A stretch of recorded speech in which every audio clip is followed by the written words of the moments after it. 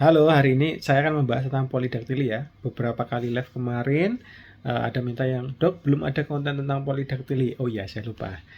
Padahal sudah sering ya. Jadi gini, kita harus membedakan dulu antara kelebihan dan kekurangan.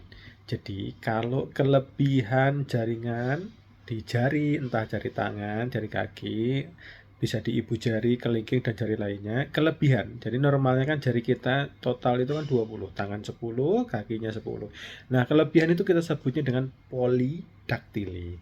Sedangkan kalau kekurangan, nah jadi misalkan harusnya jari tangannya 10 nih, ya kanan 5, tapi kanan cuma 4, atau lengket, atau jarinya itu antara misalkan dua jari ini lengket jadi satu gini. Nah, itu kita nyebutnya dengan sindaktili.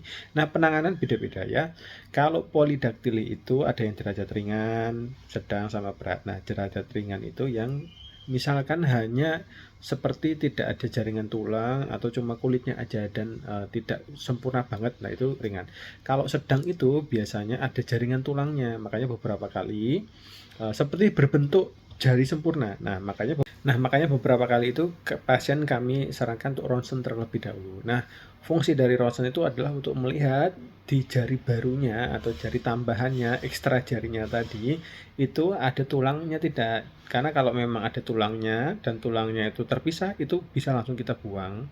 Tapi kalau memang tulangnya itu menyatu, nah ada beberapa kasus tuh yang polidaktili berat itu tulang dan tendon setelah pembuluh darahnya itu menyatu, nah itu perlu pemisahan khusus gitu.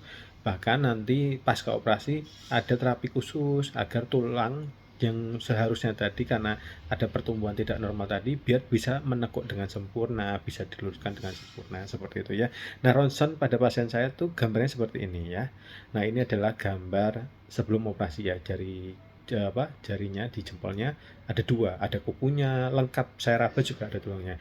Nah, ini ya, pada videonya ini tampak ada tulangnya. Jadi anak kecil tuh memang tulangnya jarang, tapi maksudnya dari jari tambahan tadi di jempolnya ini dia dalamnya juga ada tulangnya. Makanya tujuannya dilakukan ronsen ini untuk melihat ada tulang yang nyambung tidak, terus tulang yang asli masih jari yang akan diselamatkan yang utama itu alignmentnya itu lurus atau tidak, sesuai fungsi tidak. Jadi biar tujuannya pasca operasi nanti untuk menekuk tamnya itu seperti normal persendi-sendiannya gitu. Nah, ini adalah hasil kontrol. Saya blur ya supaya tidak di-ban lagi sama TikTok ya, supaya tidak melanggar panduan komunitasnya ya. Jadi adalah ini pasca kontrolnya ya. Penyembuhannya cuma 1 minggu ya. Lukanya baik, tidak bernanah, jempolnya bisa digerakkan, anak juga tidak pernah merasa kesakitan. Selama di rumah hanya diperban biasa dan saya tetap memaksa ya, meskipun sedikit sakit, anak harus tetap gerak ya, tetap gerak, boleh memegang ballpoint, memegang sendok tetap boleh, karena saya tujuannya adalah untuk evaluasi selama pasca operasi jarinya itu bisa untuk menggenggam atau tidak ya.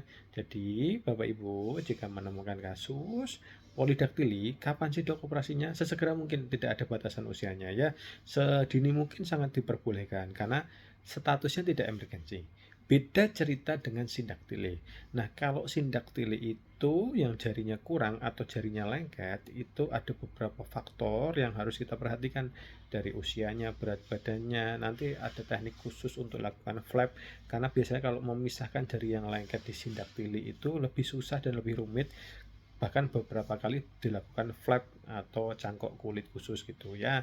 Intinya semoga bermanfaat. Jangan lupa like and follow akun-akun saya biar jadi amal jariah kita, di share ke orang tua yang lain ya. Sampai jumpa.